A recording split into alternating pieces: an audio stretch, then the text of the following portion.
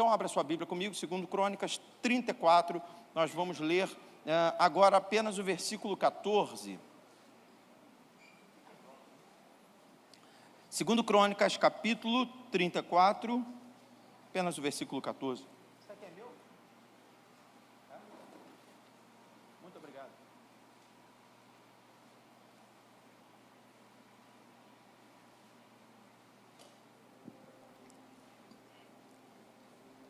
Segundo Crônicas 34, 14, diz assim: enquanto estavam retirando a prata recolhida do templo, o sacerdote Ilquias encontrou o livro da lei do Senhor, escrito por Moisés. Só até aí. Olha para o teu irmão, diga assim: você e eu, nessa noite, vamos encontrar o livro da lei. Eu sei que você não está entendendo ainda, mas daqui a pouco você vai entender. Como eu disse, Josias foi um dos maiores reis que governou Israel. Ele começou a reinar com 8 anos. E a Bíblia nos mostra que com 16 anos ele já buscava o Senhor, seguindo o exemplo de Davi. Você imagina um jovem, um adolescente, que tem a responsabilidade de assumir o reinado de Israel, com uma referência terrível, mas escolhendo a boa parte, escolhendo imitar aquele que era para ele uma referência de quebrantamento, uma referência de adoração. Eu falava agora há pouco que eu entendo quando um homem e uma mulher desenvolvem identificação com um pastor e um pregador. Eu não vejo isso como idolatria. É óbvio que existe, infelizmente, no meio evangélico a idolatria também, mas entendo que existe também muito isso, a identificação. Você olhar para uma pessoa e a maneira que ela ministra, e o seu caráter, a sua vida, o seu comportamento, de alguma maneira te atrai. De alguma maneira faz com que você preste mais atenção, de alguma maneira faz com que você seja ministrado. Então, a Bíblia, nesse capítulo, nos mostra que Josias tinha uma identificação com Davi. Josias tinha Davi como a sua referência, e ainda adolescente, ele desenvolvia o mesmo comportamento que é a sua referência. Eu quero abrir um parêntese e falar sobre a importância de, primeiro, estabelecermos referências espirituais para a nossa vida. Eu quero falar sobre a importância de sermos criteriosos quanto à referência que estabelecemos para a nossa vida. Não é errado estabelecermos uma referência que vai nos ajudar, que vai nos encorajar, que de alguma maneira vai nos chamar para perto de Deus. Não é errado. Mas é importante que haja um critério. É importante que não sejamos levados por qualquer tipo de vento, não só de doutrina, mas de modismo também. Paulo escreve aos Romanos, e ele fala sobre a importância de sermos influenciadores e não sermos influenciados. Ele fala: rogo-vos, pois, irmãos, pela compaixão de Deus, que apresenteis os vossos corpos como sacrifício vivo, santo e agradável, que é o vosso culto racional. E não vos conformeis com este mundo, mas transformai-vos pela renovação da vossa mente, para que experimenteis a boa, perfeita e agradável vontade de Deus. Em outras palavras, Paulo está dizendo: não é hora de deixar o mundo mandar em vocês. Não é hora de você ser teleguiado, levado por qualquer tipo de modismo. Estabeleça referências sérias, com critérios bem estabelecidos. Siga essas referências, entendendo que essas referências podem ser usadas por Deus, mas jamais vão substituir Deus. Estabeleça referências, sim, mas entendendo que elas são falhas. E no momento em que elas falharem, você não necessariamente vai falhar também. Porque quando você estabelece referências com critério, e quando a tua referência não substitui o seu Deus, no momento em que ela falha, você permanece de pé, porque você só consegue, você só atrai, você só suga aquilo que ela libera de bom para a tua vida. Quem está entendendo, diga amém. Então Josias, ele começa bem. Irmãos, nós estamos com a galeria cheia de adolescentes. Estamos com a galeria cheia de jovens. E hoje, por conta da internet, muitas referências são oferecidas o tempo inteiro. São os influenciadores digitais. Os camaradas criam um perfil no Instagram, um canal no YouTube, e de repente, da noite para o dia, eles se tornam influenciadores digitais. Eles traçam um bom conteúdo, contratam uma boa assessoria, que não faz só com que a linguagem deles seja uma linguagem bem aceita, mas que também trabalham no impulsionamento. Os camaradas estudam dados, eles trabalham com algoritmos, e eles fazem com que um vídeo seu seja visualizado por muita gente num curto espaço de tempo. Aí você pensa comigo, eu estou na minha casa, educando os meus filhos, eu estou na minha casa, suando para que eles sejam tementes a Deus, e aí de repente eles ligam um computador, ou simplesmente desbloqueiam o celular, e se deparam com um influenciador digital, que não teme a Deus, com um influenciador digital, que não vai agregar valor algum a eles. Em alguns momentos parece inclusive que a minha luta com esses caras é uma luta injusta, porque enquanto eu falo, 10 falam o contrário, enquanto eu sozinho falo, 15 falam o contrário. E aí nessa hora, pai, mãe, o que fazemos? Nós clamamos para que o temor a Deus caia sobre essa geração, porque aonde o pai não estiver para fiscalizar, vai ter temor a Deus. Aonde o pai não estiver para chamar a atenção, o temor a Deus vai repousar sobre eles. E a Bíblia diz em Provérbios que o temor a Deus é o princípio de toda ciência e de toda sabedoria. Quando eu leio sobre Josias, eu renovo a minha esperança quanto aos adolescentes e aos jovens, quanto a essa geração. Quando eu leio sobre Josias, eu entendo que existe a possibilidade de termos boas referências e de sermos diferentes da geração que nos antecedeu. Existe a possibilidade de vivermos de acordo com aquilo que é perfeito, para que Deus libere o seu avivamento. Só os jovens agora. Levante suas mãos aí onde você está, adolescentes, jovens, que o temor ao Senhor esteja sendo derramado sobre a tua vida agora, e na autoridade que é no nome de Jesus eu profetizo, a partir de hoje, as tuas referências serão referências do céu, as tuas referências não serão referências mundanas, mas você vai ouvir, vai escutar, vai visualizar e vai seguir aquilo que vai te levar para um nível mais profundo de intimidade com o Senhor. Se tem algum pai, alguma mãe e alguma avó que concorda com essa palavra, faça um barulho de adoração aí em nome de Jesus. Oh meu Deus, há um mover profético aqui nesse lugar.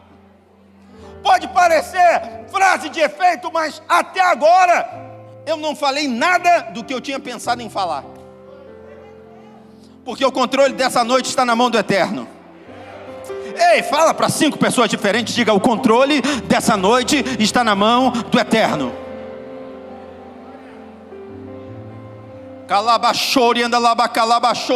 Mais uma vez, jovens, adolescentes, levantem suas mãos. Deus hoje vai fazer algo na sua vida. Ele está te levantando para um tempo novo. Eu quero profetizar: a partir de hoje, um exército se levanta para marcar essa geração. Oh meu Deus, 16 anos. Ele tinha 16 anos, mas ele sabia o que ele queria. Isso desconstrói a ideia de que para sermos cheios do Espírito Santo existe uma idade propícia. Não, irmão. Quem quer ser cheio aí? Quem quer ser cheio? você está na idade ideal para ser cheio do Espírito Santo. Pastor, eu estou velho. Pastor, eu estou novo. Você está na idade ideal para ser cheio do Espírito Santo. A Bíblia diz, ele começa o reinado com 8 anos, com 16 ele buscava o Senhor e seguiu o exemplo de Davi. Com 20 ele começa uma grande reforma no meio do povo. A começar por ele mesmo, a começar pelas pessoas. Ele restaura o culto a Deus. Ele reabre o templo. Ele restaura a casa de Deus. Porque nós precisamos entender que para o milagre acontecer na nossa vida, há uma responsabilidade sobre os nossos ombros. Construir um espaço para que esse milagre aconteça. Pastor, não estou entendendo. Você se lembra da história da sunamita? Diz a Bíblia que Eliseu passava na porta da sua casa e ela constrangia o profeta, oferecendo para ele pão, água, alimento, sustento. Ela não tinha um microfone na mão, não era ela que profetizava, mas ela entendia que ela poderia, de alguma maneira, ela podia, de alguma maneira, participar daquele movimento profético, ajudando e sustentando o profeta do Senhor.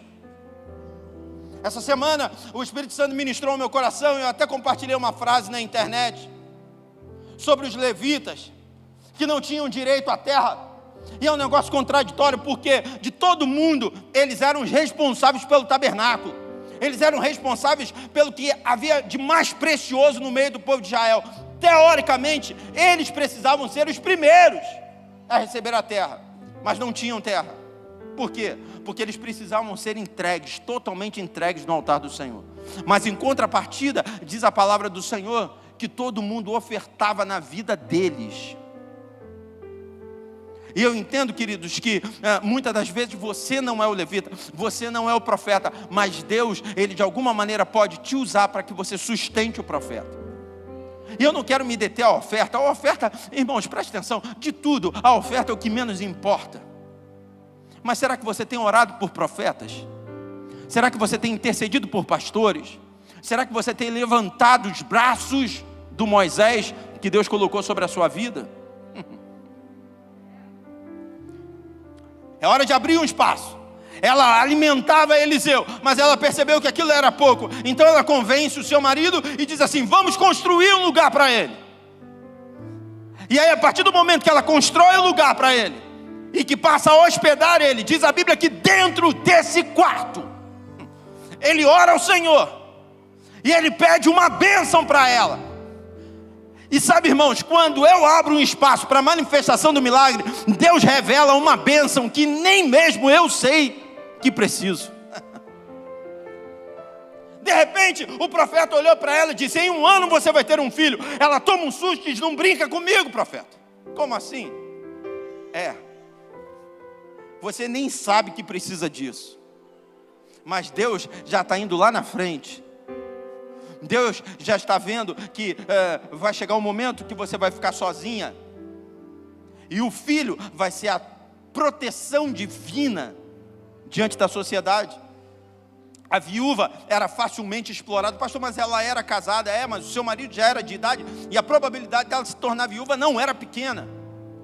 Deus antecede o problema e libera sobre a nossa vida uma bênção que nem mesmo nós sabemos que precisamos. Posso ouvir um amém aí? Mas para isso você tem que abrir um espaço. Você tem que construir um lugar. Você precisa restaurar a casa. Ei.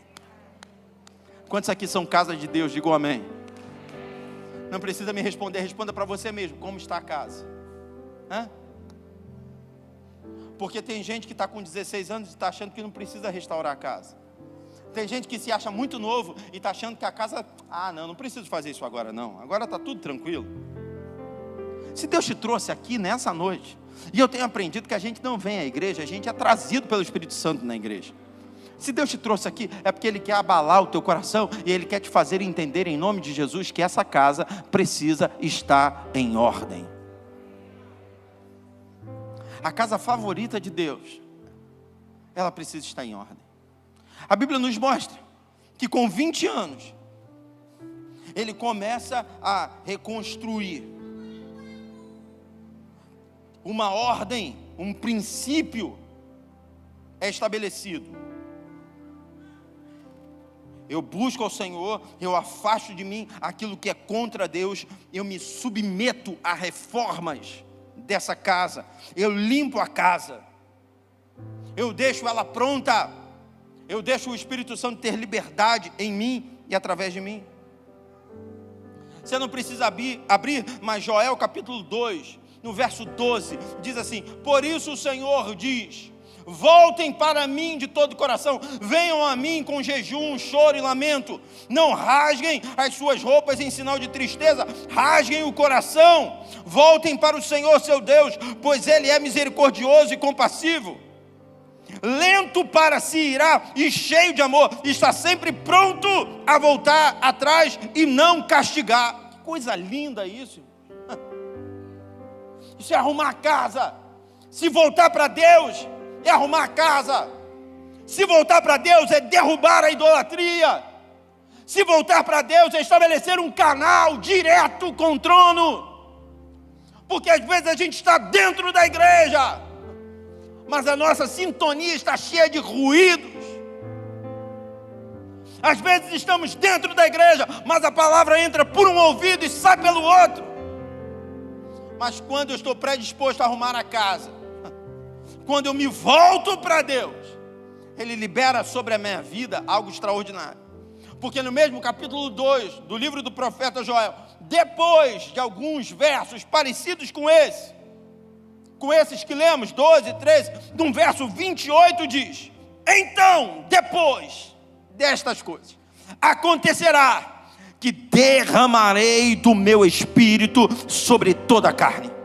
Vossos filhos e vossas filhas profetizarão, os vossos velhos terão sonhos e os jovens terão visões. Quantos querem fazer parte do derramado do Espírito Santo? Diga amém. Oh, louvado seja o nome do Senhor. Profeticamente eu quero liberar sobre a tua vida, porque a tua casa está sendo restaurada, porque as portas estão abertas, porque o ambiente está limpo. Deus vai derramar sobre a tua vida algo extraordinário. Se prepare, irmão, porque quando você menos perceber, você vai orar e pessoas serão curadas, você vai pregar e pessoas se converterão, você vai cantar e muita gente vai se quebrantar diante do Senhor. Eu creio numa geração que vai viver o extraordinário de Deus. Oh!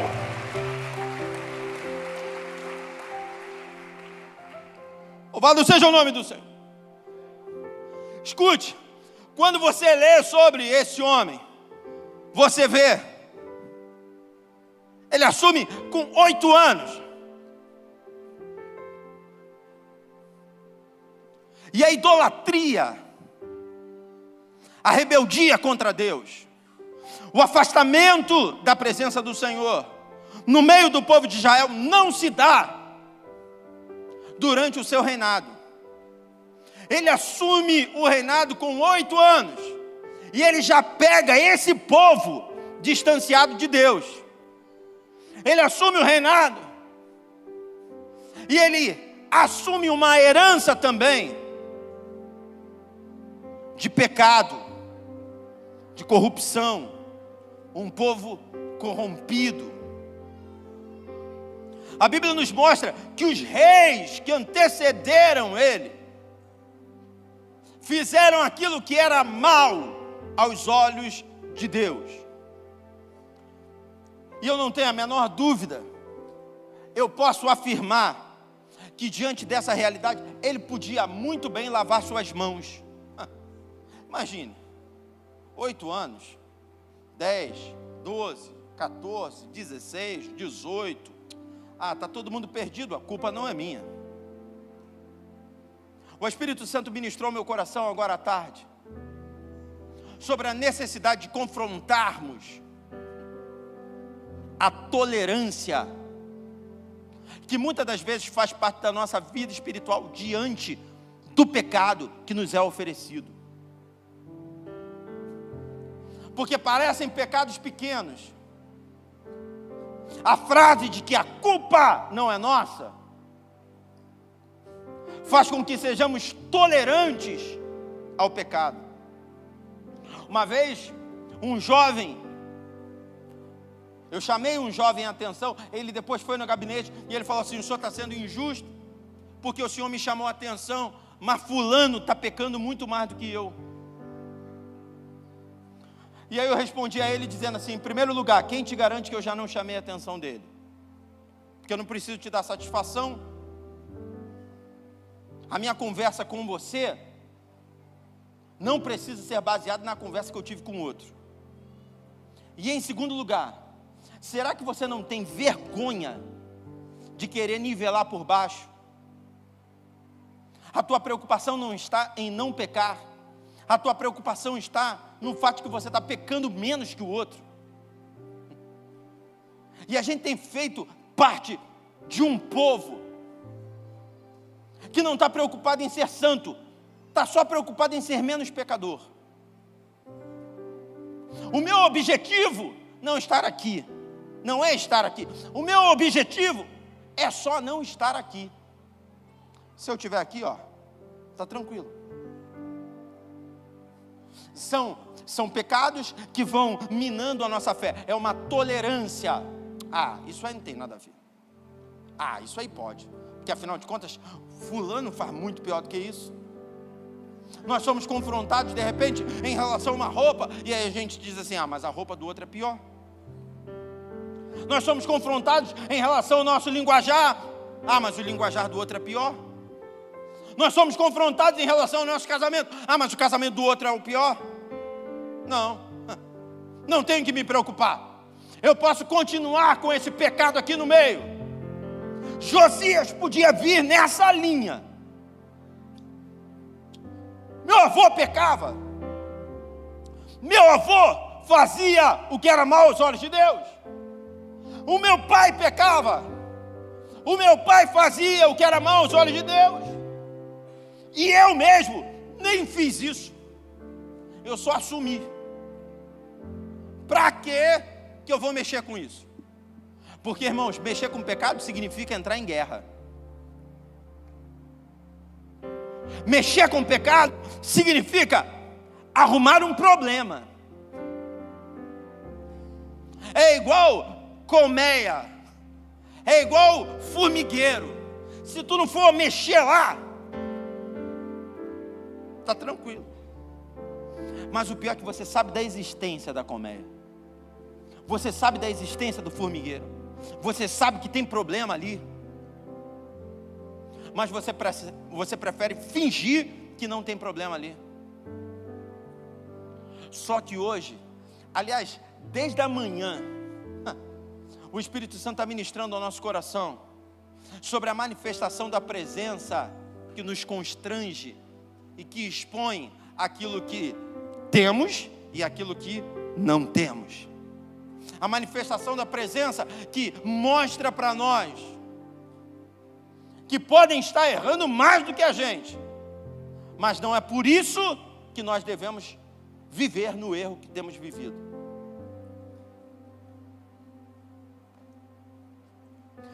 Em nome de Jesus, não saia daqui da mesma maneira que você entrou. Eu vou pedir ao Espírito Santo para colocar em você ojeriza, nojo pelo pecado. Pastor, de repente eu vou me tornar o chato da igreja. Você pode ser o chato da igreja, mas você vai ser o legal do céu. Pastor, de repente lá na minha empresa as pessoas não vão me suportar. Mas no céu você vai ser celebrado. E eu sei que quando eu sou celebrado no céu, na hora certa eu passo a ser celebrado na terra. Quando eu sou honrado no céu, na hora certa eu passo a ser honrado na terra. Meu irmão, em nome de Jesus, pare de tentar agradar as pessoas e entenda que o importante é agradar a Deus. Quer ouçam, quer deixem de ouvir, hão de saber que você é um profeta do Senhor. Oh!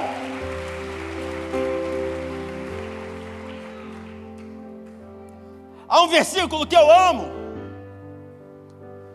que o Espírito Santo me fez lembrar hoje à tarde, que diz: como moscas mortas produzem mau cheiro até num frasco de perfume, assim um pouco de insensatez estraga muita sabedoria e honra. A referência é Eclesiastes capítulo 10, verso 1. Uma das artes mais antigas do mundo é a perfumaria. Uma das artes mais estudadas em todo o mundo. O camarada que faz um perfume é um cara que estuda, é um cara que procura a excelência, é um cara que procura dar o seu melhor. E de acordo com o investimento, de acordo com o estudo, de acordo com a disponibilidade de tempo, o perfume é cada vez melhor, é cada vez mais valorizado, é cada vez mais caro. Seja o perfume que for, pode ser aquele perfume importado, do mais caro de todos. Se você pega a mosca morta, pá, e joga dentro dele, a mosca morta tem o poder de estragar todo o perfume daquele frasco. Ei, escute, tem muita gente que não está percebendo moscas caindo no seu frasco de perfume. Tem muita gente convivendo com moscas mortas. Porque se uma mosca viva incomoda, mas a gente espanta, que dirá uma mosca morta? A mosca morta, irmãos, é tão insignificante que virou inclusive uma gíria, né? Ah, fulano é uma mosca morta, estou nem aí para ele. Mas dentro de um frasco de perfume, ele faz um estrago tremendo. Concessões, tolerância. Irmãos, se todos nós entendêssemos esse chamado, presta atenção, se você sair daqui vivendo essa realidade, de fato, hoje pela manhã eu estava dizendo, né, que eu creio num ano de multiplicação, eu creio num ano de conquistas, e eu brinquei com a igreja, e eu falei, há muito tempo a gente não compra nenhum imóvel nessa rua. Você sabe que o povo levou tão a sério que teve um irmão que saiu daqui, tirou a foto de uma placa ali, vende-se, que tem ali na esquina, e mandou para mim.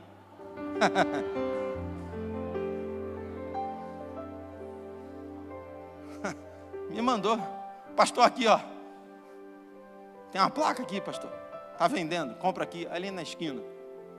Mas eu estava falando para a igreja hoje pela manhã, falei, Deus pode fazer a gente conquistar. E eu não tenho a menor dúvida, se você sair daqui entendendo essa palavra, se você não for tolerante mais ao pecado, se você se colocar disponível à restauração dessa casa, o Espírito Santo vai ser derramado sobre a tua vida. E no mínimo, mas por baixo, só nesse ano, você vai ganhar pelo menos 10 almas para Jesus. E aí eu vou falar um negócio, se a gente ganhar cada um 10 almas para Jesus esse ano, a gente vai ter que comprar pelo menos uns 3 terrenos desse tamanho para comportar esse povo todo. Pergunta para o teu irmão, você crê nisso?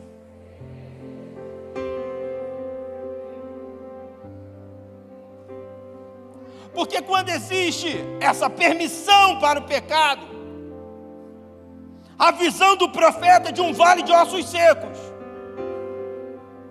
porque todo mundo fala do exército depois que ele profetiza, mas ninguém fala do exército antes dele morrer. Porque a visão de um exército, ela vem depois da morte. Então parece tudo muito bonito. Mas para ter um vale de ossos secos, para ter um cemitério, é porque teve morte. E teve morte porque um dia teve vida. Então a visão dele foi a visão de um povo que fracassou. A visão dele foi a visão de um povo que não se manteve de pé. A visão dele de um vale de ossos secos foi a visão de um povo permissivo ao pecado.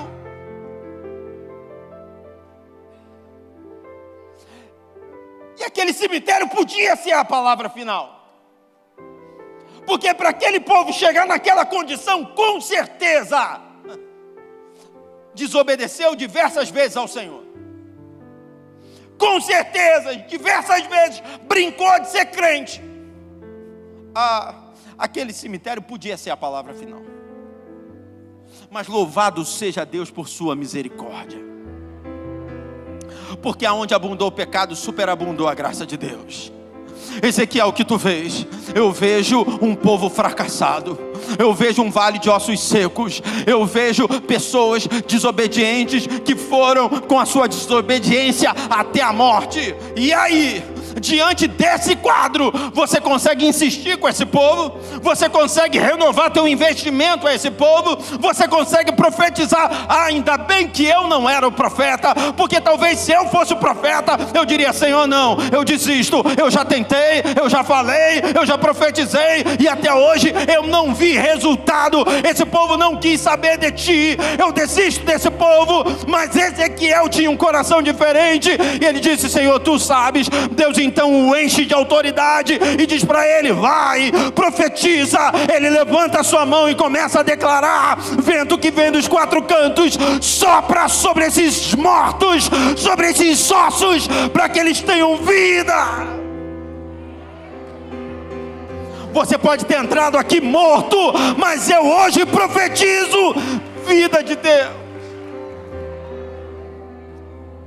Olha para o teu irmão, diga para ele: eu profetizo vida de Deus.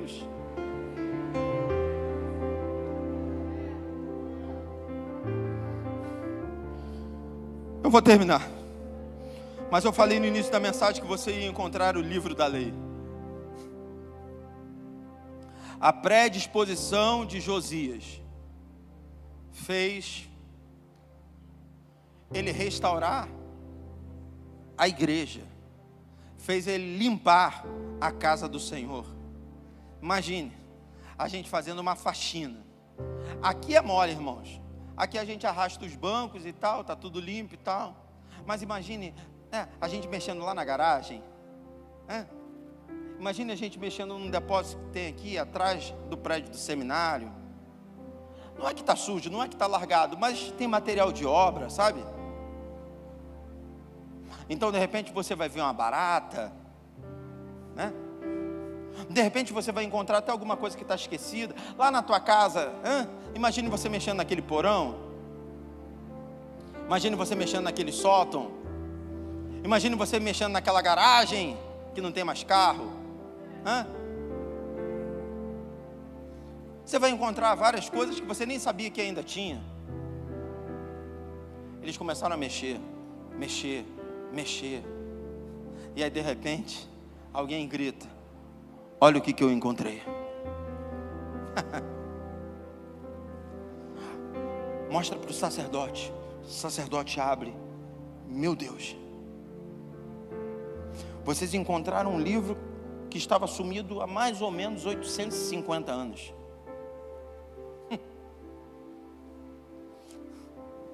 Aí, existem teólogos que dizem que é o Pentateuco inteiro. Existem outros que dizem que é só o livro de Deuteronômio. O fato é que é a Bíblia perdida dentro da casa de Deus.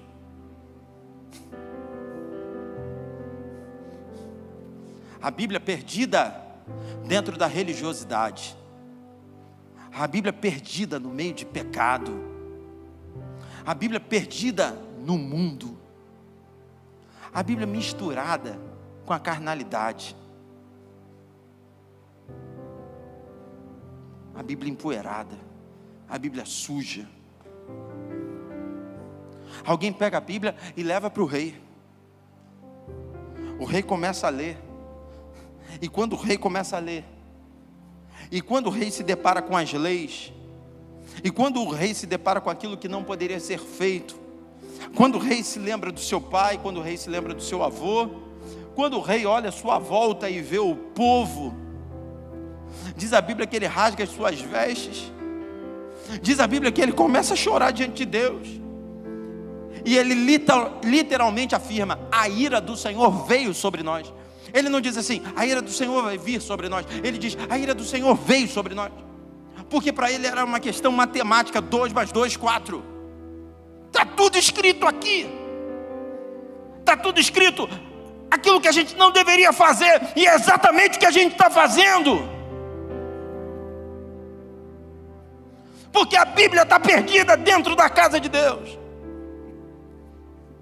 De repente alguém está dizendo: por que o pastor Eduardo não veio?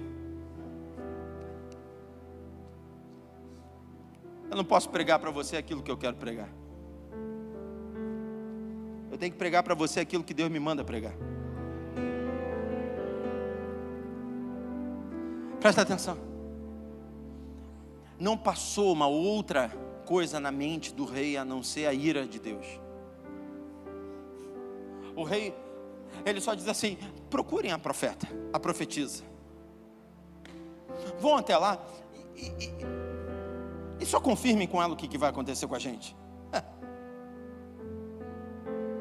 Porque a gente viveu aproximadamente 850 anos com o livro da lei perdido.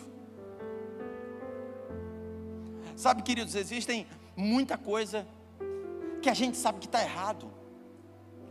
Eu falo aqui sempre: em nenhum lugar do Antigo Testamento está escrito que aquela serpente que falou com Adão e Eva lá no paraíso, que falou com Eva, que sugestionou na mente da mulher, é o diabo. Em nenhum lugar do Antigo Testamento. Mas se você perguntasse para Abraão, Abraão ia dizer: era o diabo.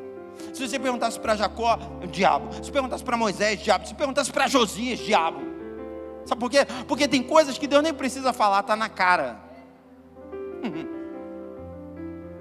Existem coisas que são explícitas, mas a gente gosta de flertar com isso, né? A Bíblia fala, mas a gente prefere esconder a Bíblia.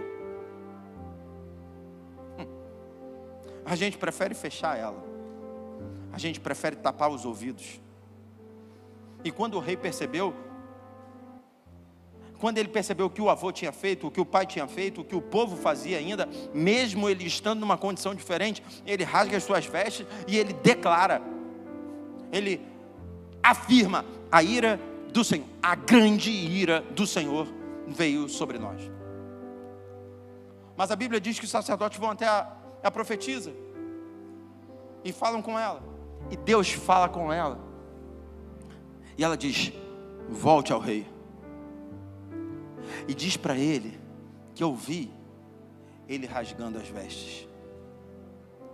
Em outras palavras, era como se Deus estivesse dizendo assim: a Bíblia estava perdida, nem ele sabia onde estava a Bíblia, mas o coração é bom, o coração é quebrantado.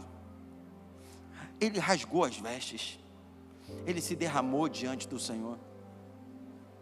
Diz para ele que a ira vai vir sobre o povo, sim, mas só depois que ele morrer.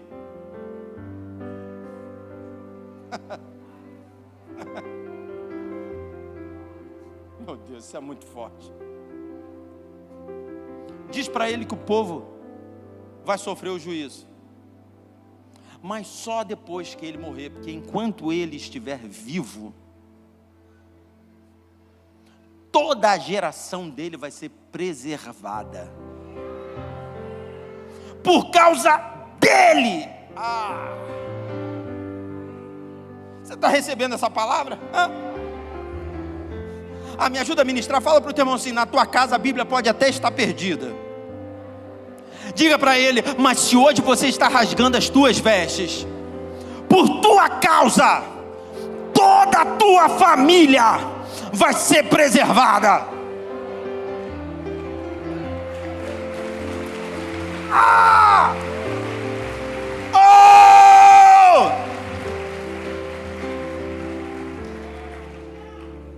Ei, por tua causa, essa geração não vai ser consumida.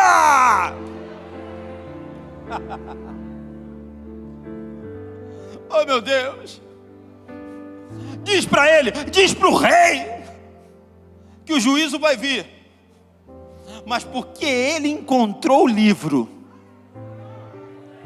e porque ele rasgou as suas vestes, um tempo de libertação está sendo estabelecido sobre a nação. Levanta a sua mão como um profeta do Senhor. Nós estamos aqui para cobrir todo o ano. Eu quero declarar, declare junto comigo: por tua causa, por minha causa, o Brasil vai ser preservado.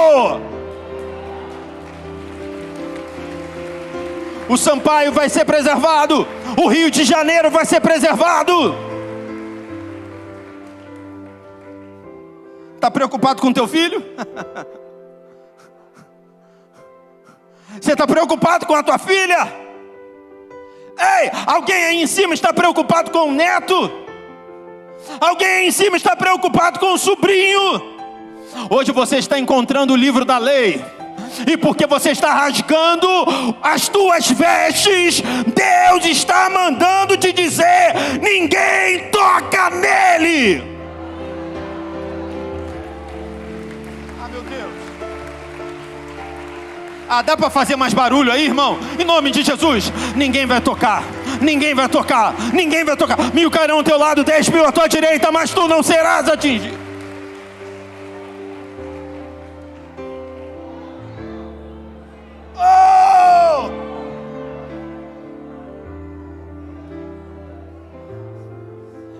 Eu vou sair daqui entendendo claramente o que eu posso e o que eu não posso. Eu vou sair daqui, Denise, entendendo claramente aquilo que eu preciso fazer como pai. Eu vou sair daqui hoje entendendo claramente aquilo que eu preciso fazer como pastor. E mesmo que o Jonatas seja ameaçado, ninguém toca nele. E mesmo que o João Vitor seja ameaçado, ninguém toca nele. Você vai sair daqui entendendo isso. Oh, a tua filhinha nem nasceu, mas ninguém toca nela. Calabachourianda, labacalabaxara, labacalabaxara.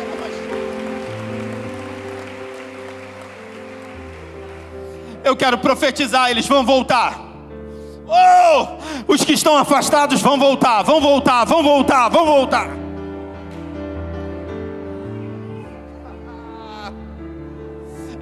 Ei, calabacala, fique de pé no seu lugar. Deus está me mostrando uma mesa posta aqui nesse lugar. Uma mesa muito extensa, muitos lugares, muitos lugares. Fala para o teu irmão, me ajude a ministrar. Diga, tem lugar para você. Diga para o teu irmão, tem lugar para a tua família toda. Crê no Senhor Jesus Cristo e serás salvo tu e a tua casa. Em 2021 vai acontecer, vai acontecer. Ninguém toca nele.